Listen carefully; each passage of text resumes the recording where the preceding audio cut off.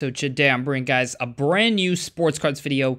In today's video, I'm going to be talking about the 5 best players to buy before this year's NBA playoffs. Now, as you guys know, the NBA playoffs are coming soon, and there's a lot of movement in the basketball card market recently. We've seen a couple guys really start to trend up recently, as you can see right here in the hot players. But I'm going to be pretty much breaking down who am I investing in, and for what reasons. Now, before we get into that, I did want to say this week's giveaway is actually going to be run on our Instagram at SportsCardInvest. So if you would like to enter, all you have to do is follow these 2 Instagrams right here, and comment the word done and like this post. So head to our Instagram at SportsCardInvest to go ahead and enter into our giveaway. Make sure you follow all the steps and you have a chance at an Anthony Edwards 2020 Prism Silver PSA 9.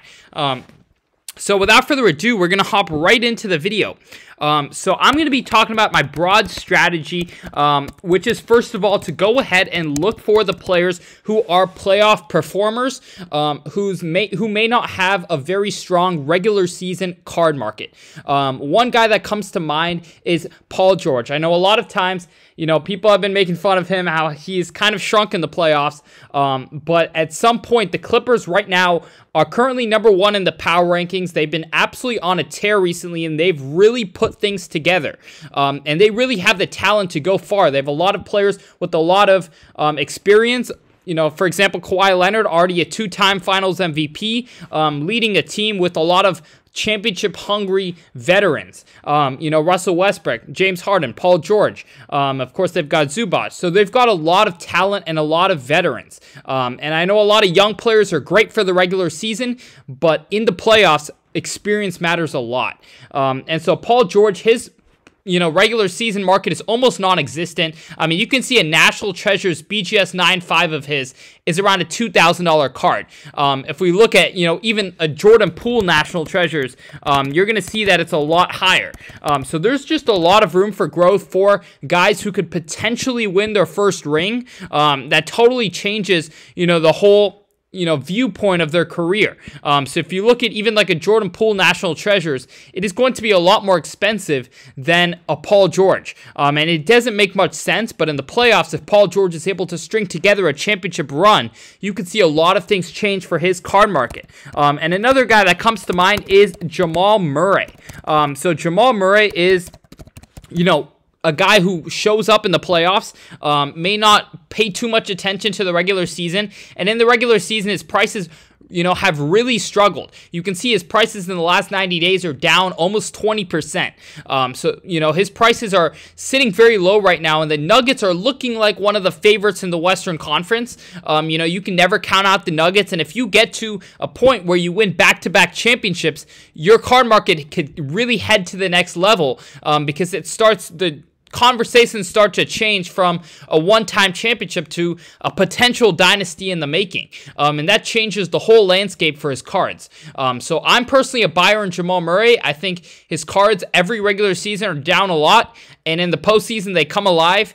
So I'm personally always a buyer of Jamal Murray around this time of the year. And even last year saw 30 to 40% gains, and I didn't even sell it in the finals. I sold it around 2 weeks before the finals started, and I got around 30 to 40% gains. So I definitely recommend Jamal Murray. Next up is a player who, I've been heavily invested in. I'm currently liquidating a couple of his cards, but I'm looking to get into, a different amount of cards of his, so potentially higher volume. But if you look at Kawhi Leonard's market, it has been extremely soft recently, and it's now starting to pick up.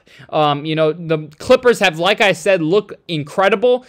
This past, I would say, 30-game stretch, and I think Kawhi Leonard, if he can win a 3rd Finals MVP, on a 3rd different team, you go ahead and take him from the conversation of top 30 all time to potentially top 10, top 15 all time. If he wins 3 championships on 3 different teams and Finals MVP for all of them. So there's a lot of upside and a lot of excitement that I believe is going to be in Kawhi Leonard's, market this postseason. So it's going to be interesting to see what the Clippers do. I think Kawhi Leonard's a guy who's already won 2 Finals MVPs. So I think his prices don't really have much risk. I don't think they're going to go down, but I think there's potential for upside. So that is why I'm potentially a buyer. I think it's a low-risk, high-reward investment that could really pay off if he ends up going deep in the playoffs this season. Now, next up, we're going to go with Giannis. Now, I know Giannis has had a couple of bad postseasons recently since he won in 2021. But Giannis is a guy who, if he can string together a second championship, if he can string together another finals appearance, let alone, I think his market's going to really take a bump. His market has been very soft recently. I mean, you can look at some of his cards that were $7,000+ cards last year, and when they won in 2021, were $12,000 to $15,000 cards, and they're currently down to $3,500. So there's a lot of room for growth in Giannis's market if he's able to make another finals appearance. And I think the Eastern Conference is looking more wide open than ever. I think it's really just the Bucks and the Celtics that have a real chance in the East. That's my personal opinion.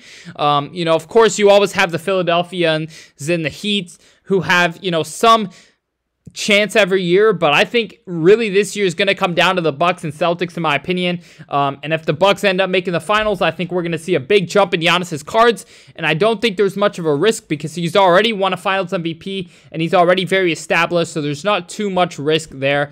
Now, last on our list, we've got none other than Nikola Jokic. Now, Jokic, because he is a big man, his market has not really been too established. Like, you can still, his cards are from 2015, first of all, which is a very low pop year. Cards were not highly printed in 2015. And if you just look at some of his most coveted cards, for example, a light blue prism out of 199, you can see his cards are kind of sitting at that point where they're still quite affordable for a guy who seems like one of the best, probably the best player in the league, to be quite frank. And so I think if he can string together a back-to-back championships or get his second championship eventually, that's when we're going to start to see him enter into the potential conversations of all-time greats for the center position.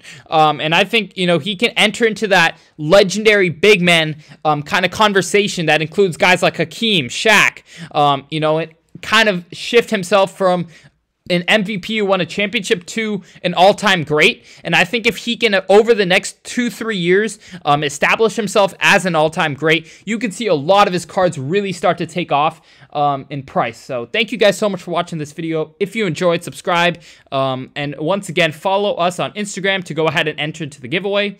Other than that, I hope you all enjoyed, and I'm out. Peace.